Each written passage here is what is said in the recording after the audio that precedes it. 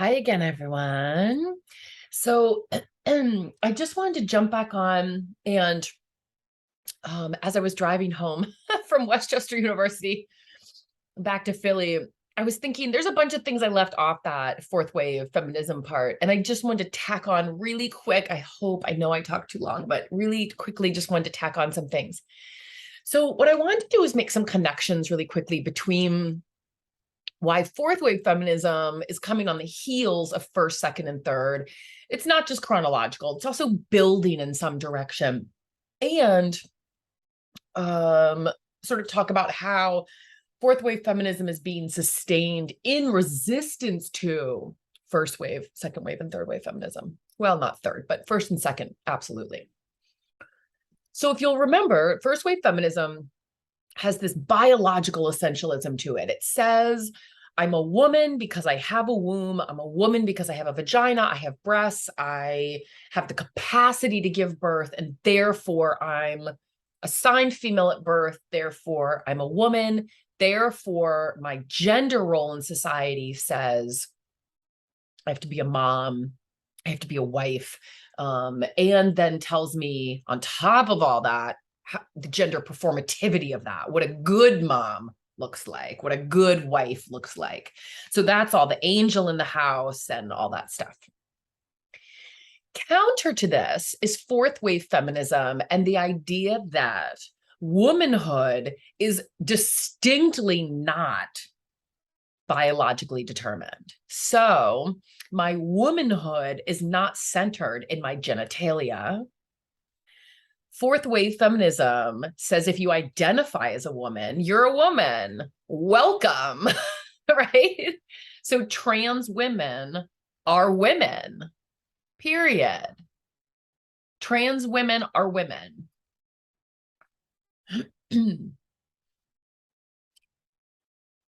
One way to explain this is to say, okay, if you think that biology determines my female or like womanhood identity, what happens if I get, God forbid, breast cancer and I have a double mastectomy?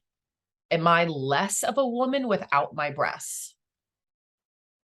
What happens if I need a hysterectomy and my womb, literally my uterus and ovaries are taken out?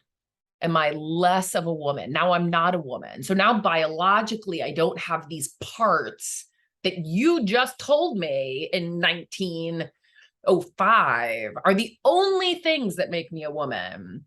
They're gone now. Am I less of a woman? Am I only a woman because I have long hair? Well, I shave it. So it's this idea, it's an old psychology thing about like, when does a chair not become a chair? If you take its legs off, if you take the arms off, the armrests off, if you take the back off, like when does a chair stop becoming a chair? It's an old psychological sort of paradigm. And the idea holds for gender. When does a woman stop being a woman? When does a woman become a woman? When she gets her period? Well, lots of women don't get their period. There's a million biological reasons why women could never get their periods. There's a ton of reasons why periods stop. So now I'm through menopause because I'm old. I'm old as the hills, and I'm through menopause. Am I not a woman? I can't biologically give birth again. Am I not? I'm done being a woman. Well, historically, generally, yes. I'm a spinster, useless witch, like, right? So fourth wave feminism really comes at first wave feminism's characterization of women as their biological components. All of this, the vocabulary words around essentialism and determination of public private spheres, all of that gets really blurred in fourth wave, and not even blurred, it just gets blown up. It's just not in any way how we conceive of womanhood. What even is womanhood? Even cis women who are assigned female at birth, identify as women, don't struggle with their gender identity in that way, wear pink, wear black, just don't care. still, are this fourth wave feminisms like, I'm just not engaging this conversation anymore. I mean, I can think it through sometimes, if I got pregnant, do I have a gender reveal, right? All that stuff. But otherwise, I'm not playing by any of these rules anymore. That's fourth wave feminism. Fourth wave feminism is fuck your gender reveal parties. Gender's not a thing, right? Sex, biological sex can be a thing, but that can be changed. Gender is on a continuum. Sexual orientation is on a continuum. Maybe you're more on the gay end, maybe you're more on the straight end, but it's still a continuum.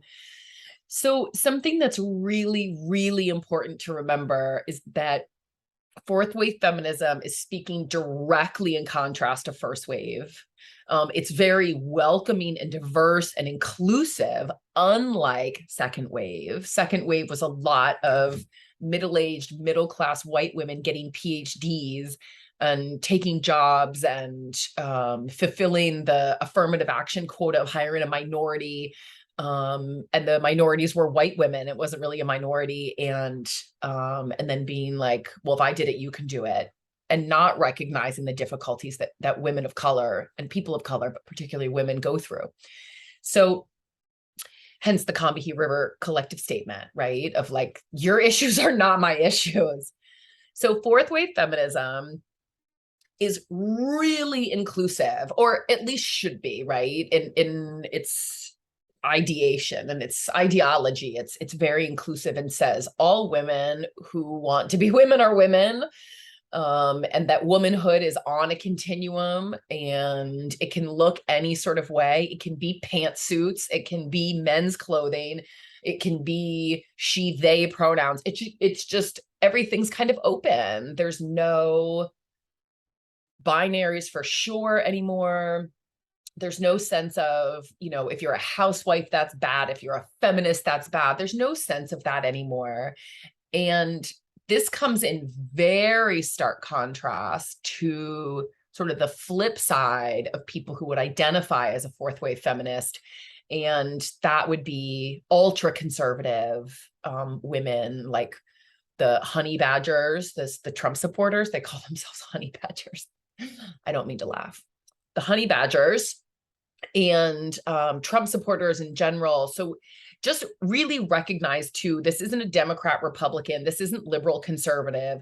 Trump is a whole other beast. Someone who is actively, promoting and joking about sexual assault, actively making racist jokes, actively spurring on people to attack our capital of the United States, actively spreading lies about election takeovers. When he actually lost the popular vote by more than 3 million votes, he wasn't even really elected president. So, the gaslighting of, saying to Hillary Clinton, like, lock her up. She sent an email, and now he's got, hundreds of thousands of documents that he took home and nuclear codes that he took home and all this stuff. So that, we're talking about I'm not talking about Republicans, Democrats, conservative, liberal. I'm talking about this extremist Oath Keepers, Proud Boys, Marjorie Taylor Greene, a whole other faction of people that are extremist, and really the minority that's separate from just sort of like your run-of-the-mill Republicans, people who believe in less government and, taxes for the rich. Like that was sort of normal Republicanism. And their faction, this extremist faction, tends to be very 1950s, a woman's place, anti-abortion. They're the ones who got, and Republicans and conservatives, but especially extremists, who got Roe v. Wade overturned, and Dobbs v. Jackson, are coming after school systems, are coming after our coming after doctors who perform abortions, even when it's a medical procedure, like there's an ectopic pregnancy when the baby's growing in your fallopian tubes rather than where it's supposed to in the womb. If it's going to save the life of a mother, if the fetus is stillborn and you have to still then you're forced to have the pregnancy, that kind of thing up until 10 months and give birth. You have to actively the doctors induce labor and make you give birth for 20 hours to a dead fetus. It's just torture. It's torture. So the idea, though, is that there's this backlash to fourth wave feminism. So fourth wave feminism, inclusive, womanhood, manhood, it's whatever you want it to be. Bisexuality, normal, gender fluid, non-binary, pansexual, normal. They, them pronouns, sure, no problem, right? Out of the binary. In drastic extreme to that are the anti-choice, anti-racism, anti-racism. They're the folks in Missouri who are taking slavery out of the textbooks, out of their history textbooks, because they think that it's making the white students upset. I can't even comment on that. That's real. So I just want us to be aware of the ways in which, one, fourth wave feminism is dialoguing with the other waves. Two, that fourth wave feminism is happening now, and it's the BLM movement, it's the hashtag Me Too, it's Time's Up, it's putting Harvey Weinstein in jail, that kind of thing.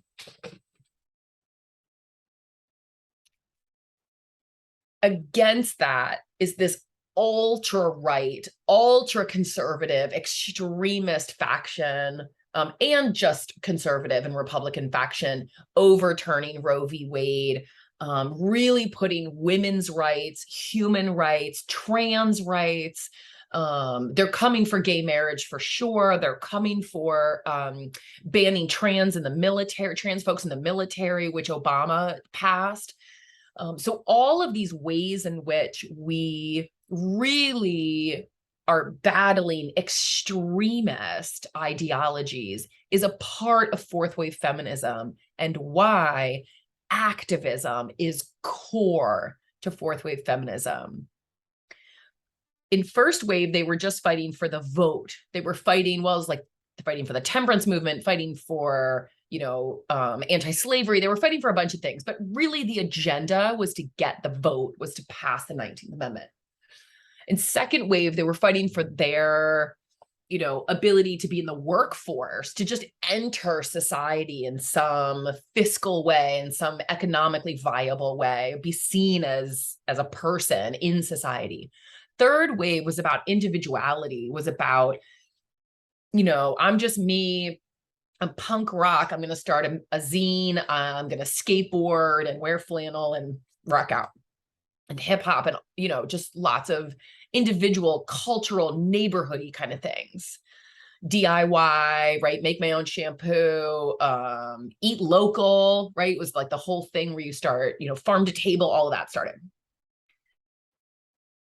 Fourth wave is big as shit, right? Fourth wave is global. It's stopping sex trafficking internationally. It's activism. It's the women's marches. It's the protests. It's really core central identity is activism, not sitting around making music and getting high in your basement. That was third wave. You got to do that in 99, right? You don't get to do that anymore. Now you better fight for what you believe in. Now you're either a January 6th Capitol riot terrorist committing treason, or you believe climate change is real. Like, it's one or the other. And it gets it gets very polarized right now. So this is so even if you don't think you're part of a wave of feminism, it's happening, right? Me Too and BLM, Black Lives Matter, is happening. It's real, and you're either, sort of participating or not. And it's kind of fascinating. It's kind of fascinating what the intentionality is, what the motivation is, and what to do about it. Like what to do now that Roe v. Wade has actually been overturned, and is going to states' rights. So there's going to be safe states and unsafe states. What does that look like when we're the United States? It's complicated. It's really complicated.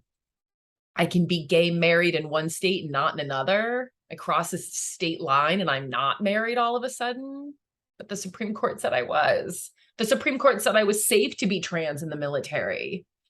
And now I can't. Now I'm dishonorably discharged, right? Like it's really intense. So I just wanted to add that on. I felt like I was missing a part of the narrative. All right. Thank you so much. And let's keep reading. Let's keep writing. Let's keep being activists and thinking these things through and seeing what resonates and what doesn't. That's okay too.